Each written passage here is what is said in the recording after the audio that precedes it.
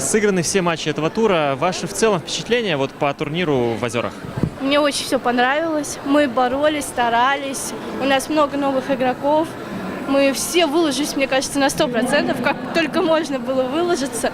Мне кажется, мы очень показали хороший результат, даже заняв 3-е место в этом туре. А с девчонками за пределами площадки дружите, общаетесь? Ну вот я имею в виду С какими командами? между собой. Да, мы все общаемся, все поддерживаем друг друга.